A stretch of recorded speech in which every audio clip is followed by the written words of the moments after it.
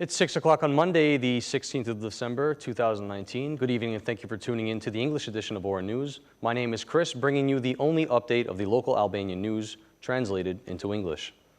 11 contracts were signed without prior negotiation, focusing on reconstruction of earthquake-damaged housing and damaged institutions. In total, the agreements amount to a staggering 558,919,530 lek. The public procurement bulletin states that the University of Tirana has allocated 3.462 million lek for repairs in the university building, whereas the Faculty of Geology and Mining was awarded 4.955 million lek. Agreements announced with the companies that will carry out the work. The Ministry of Defense has negotiated 3 contracts for the supervision of work on dwellings in Durrës, Shijak, Kavaj, and Rogozhin, with a total valuing 4.574 2.8 lek. 4 of the contracts totaling about 120 million lek has been given for the intervention in Durrës, the winner of the contracts for the reconstruction of damaged buildings already having been announced. The company that has signed for the contract in Durrës and Shijak apartments will receive 157 million lek, while 157,510 lek will be given for another contract that includes dwellings only in Shijak, and 111 million lek for the intervention in Rogozhin. According to the official data, these initial contracts are at the conclusion of the development of a digital procedure for the evaluation of damaged houses. The Security Commission has accepted the government's request to extend the deadline of March 30th, 2020 for the districts of Tirana, Durrës, and Leja. Post-earthquake situation management has urged Prime Minister Rama to ask the Assembly for approval with arguments that this draft decision will bring guarantees to the safety of residents' lives and take preventative, protective, and rehabilitative measures in infrastructure and the environment affected by the earthquake of November 26th. Although the parliamentary opposition has not hesitated to vote in favor of the Albanian government's request, MP Lefter Malici has called on to Parliament to take an initiative to force Edi Rama to cancel the public-private partnerships projects. But according to the head of the Socialist Movement for Integration, Monika Krimadi, Edi Rama, with the request to postpone the state of emergency, wants to give himself space to bypass the snap elections. A donor conference is expected to be held in Tirana in January, where the European Union countries will contribute with monetary assistance to Albania to overcome the damage caused by the November 26 earthquake. Lach will witness the collapse of 7 buildings declared uninhabitable following the November 26 earthquake.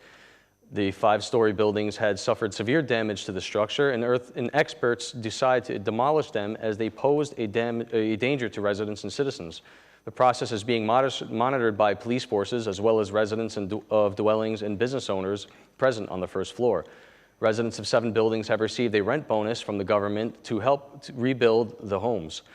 The government's plan envisions building a new neighborhood in the town of Lach. This process will also have an increased list of buildings in the city of Lach whose practices have not been yet completed. It is the design companies that have been commissioned to submit some variants for the construction of these dwellings. It is the Lach municipality that will make the choice of construction sites, said the government representatives. The Corbin municipality was one of the most affected by the November 26 earthquake that damaged several hundred homes.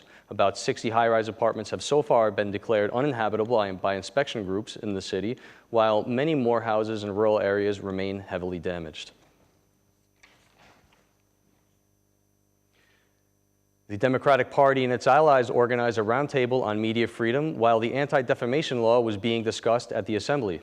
Lulzim Basha apologized on behalf of the Democratic Party for the mistakes that this political force has made in the past in relation to the media.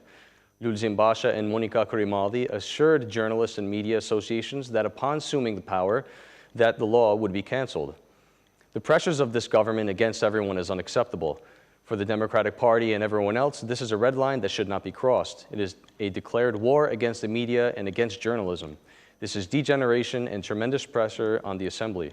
Our aim is to give the country all the instruments to close the transition door to media freedom and move toward Europe.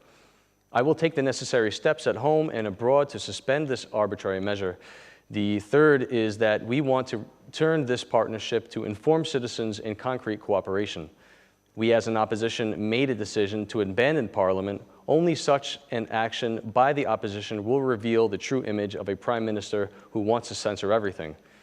The Audio-Visual Media Authority play the role of an investigator and the Electronic and Postal Communications Authority as the hangman. The depopulation strategy of PM Edirama as the middle class, businesses, journalists are leaving the country because they are concerned for themselves and their children.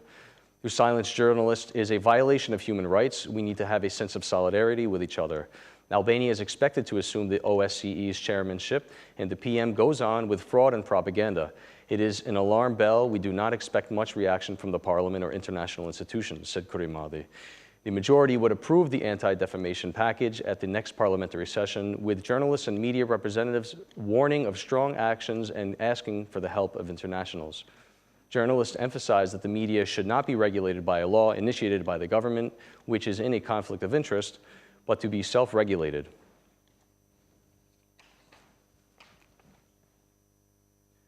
This school year, high school seniors will have less time available to prepare for the Matura exams. According to an instruction from the Ministry of Education, which is dated December 12th of this year, the 4 exams will be conducted in a time limit of 11 days. But for graduates themselves, this is not enough time to prepare. Short time to prepare will affect the increase in stress and consequently students' performances on test grades. The Ministry of Education has also set a number of rules for state matura that provide stricter measures for graduates, and administrators are found to be in violation. In order to get a passing grade, the graduates must receive no less than 25% of the full grade, and according to the regulation, the exam results should be announced no later than June 30th.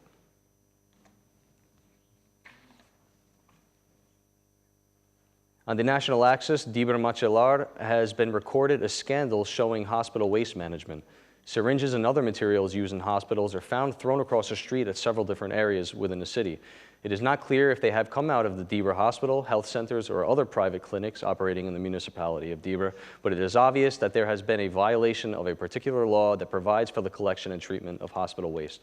According to the law, hospital waste is collected from hospitals by licensed companies, sorted according to its type, and then destroyed according to the standard processes. But in Dibra, as the filming footage shows, there have ended up in nature where, besides a scandal, they pose a danger to residents.